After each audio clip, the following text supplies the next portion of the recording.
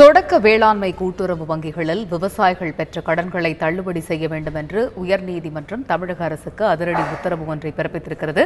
இந்த உத்தரவில் இடம்பெற்றிருக்கக்கூடிய முக்கிய அம்சங்கள் குறித்து எமது செய்தியாளர் சுரேஷ் தரும் தகவல்களை கேட்கலாம். சுரேஷ், சென்னை உயர்நீதிமன்றம் தமிழக அரசுக்கு ஒரு முக்கியமான உத்தரவு பிறப்பித்திருக்கிறது. அதில் தொடக்க வேளாண்மை கூட்டுறவு வங்கிகளில் விவசாயிகள் பெற்ற கடன்களை தள்ளுபடி செய்ய வேண்டும் சொல்லியிருக்காங்க. இந்த வழக்கு தொடர்பான முழு விவரங்களையும் பதிவு செய்யுங்க சுரேஷ். வணக்கம். அதாவது கடந்த ஆண்டு ஜூன் மாதம் 28ஆம் தேதி தமிழக அரசு ஒரு அரசாணை பிறப்பிக்கிறது. அந்த அரசாணையில் சிறு குறு விவசாயிகளுக்கு மட்டும் வழங்கப்பட்ட வேளாண் கடன்களை தள்ளுபடி செய்யப்படும். அதாவது தேசிய கூட்டுறவு தொடக்க வேளாண்மை கூட்டுறவு வங்கிகளில் இருந்து விவசாயிகள் பெற்ற கடன்கள் தள்ளுபடி செய்யப்படும் என்று அந்த அரசாணையில் தெரிவிக்கப்பட்டுள்ளது. இந்த அரசாணையின்படி பாத்தீங்கன்னா இதுல 1 ஏக்கர் முதல் 3 ஏக்கர் வரையிலான நிலங்களை வைத்திருப்பவர்களுக்கு அந்த கடன்கள் தள்ளுபடி செய்யப்படுகிறது. 10 ஏக்கர் வைத்திருப்பவர்களுக்கு இந்த கடன் தள்ளுபடி செய்யப்படுவதில்லை. அதே சமயம் 10 ஏக்கர் நிலம் வைத்திருக்கிறவர்கள் 2 ஏக்கர் நிலத்தை காட்டி அவர்கள் லோன் கடன் பெற்றிருந்தால் அந்த கடன்களும் தள்ளுபடி செய்யப்படுகிறது.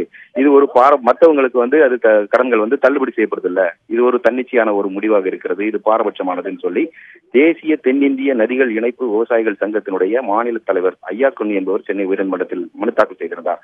ஆரம்பத்தில் இந்த மனு உயர்நீதிமன்ற மதுரை கிளையில் தாக்கல் செய்யப்பட்டது. அந்த மனுவை விசாரித்த நீதிபதிகள் நாகமுத்து, முரளிதரன் ஆகியோர் அங்கே அமர்வு இந்த வழக்கை விசாரித்தது. சுரேஷ், இந்த உயர்நீதிமன்றம் பிறப்பித்திருக்கக்கூடிய இந்த அதிரடி உத்தரவில் இடம்பெற்றிருக்கக்கூடிய வேறு சில முக்கிய அம்சங்கள் என்னென்னவாக இருக்கிறது சுரேஷ்? வணக்கம். அதாவது இப்ப இந்த சிறு குறு விவசாயிகள் மட்டுமல்லாமல் அனைத்து விவசாயிகள் பெற்ற கடன்களையும் விவசாய கடன்களையும் நகை கடன்களையும் தள்ளுபடி செய்ய வேண்டும் என்பதே இந்த உயர்நீதிமன்றத்தின் உத்தரவாக இருக்கிறது.